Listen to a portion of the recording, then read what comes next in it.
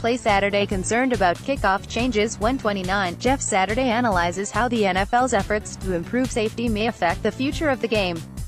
129. 8:37 p.m. BSTNEW York The NFL is finalizing a proposal to make significant changes to the kickoff, intensifying the tweaks of recent years in what might be a final attempt to salvage the most dangerous play in football. The adjustments, prompted largely by a group of special teams coaches who traveled to a Wednesday meeting at league headquarters, are designed to make the kickoff much more of a punt play, according to Competition Committee Chairman Rich McKay. The kickoff will remain on a short leash, according to committee member and Green Bay Packers President, CEO Mark Murphy, but it appears to have survived for at least another year. The proposed changes will be written into a formal document by next week and presented to owners for approval during their May 21-23 meetings in Atlanta.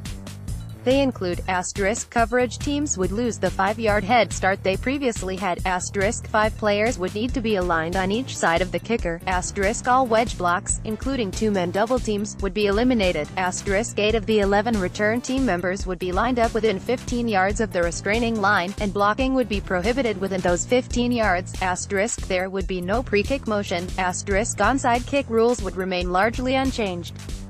The governing idea was to reduce the space and speed of collisions that have historically occurred on kickoffs. With the old rule, you had guys running at each other, said Kansas City Chiefs special teams coordinator Dave Toub, one of 9 current special teams coaches in the room for the discussion. Now, you'll have guys running with each other down the field. That makes a big difference, because the distance between the two of them are closer. The distance between the front line and the kickoff return team is so tight that when they run down the field, it's a lot like a punt. They're running together. You're pushing people on the side and you don't have those big collisions.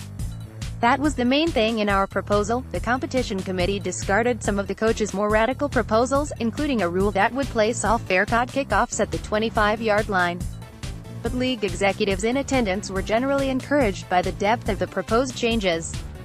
Murphy, who announced in March that the kickoff would be eliminated if it could not be made safer, said he is cautiously optimistic about the new direction. I give these coaches credit, Murphy said.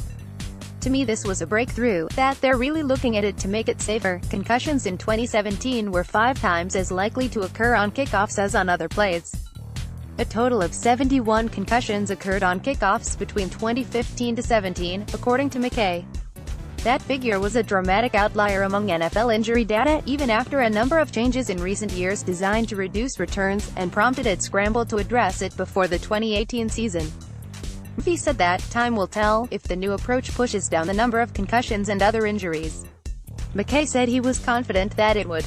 That assurance, McKay said, came from a related decision to prohibit players from lowering their helmets to initiate contact with an opponent. 1/3 of 2017 concussions on kickoffs occurred when helmets were lowered, he said. I would be surprised if we don't make some progress on this play, McKay said. The changes that you are going to look at will have a positive impact. The coach's presentation was made largely by the Washington Redskins' Ben Kotwica. Along with Toub, Kotwica was joined at the meeting by Baltimore Ravens special teams coordinator Jerry Rosburg, the Chicago Bears' Chris Tabor, the Cincinnati Bengals' Darren Simmons, the Los Angeles Rams' John Fassel, the Miami Dolphins' Darren Rizzi, the Minnesota Vikings' Mike Prefer, and the New England Patriots' Joe Judge. Other special teams veterans included former coaches Chuck Prefer and Bobby April. New York Giants special teams ace Michael Thomas was in attendance, as were former special teams standouts Steve Tasker, Antoine Randall and James Thrash. The NFL Players Association was represented by Don Davis, its Senior Director of Player Affairs.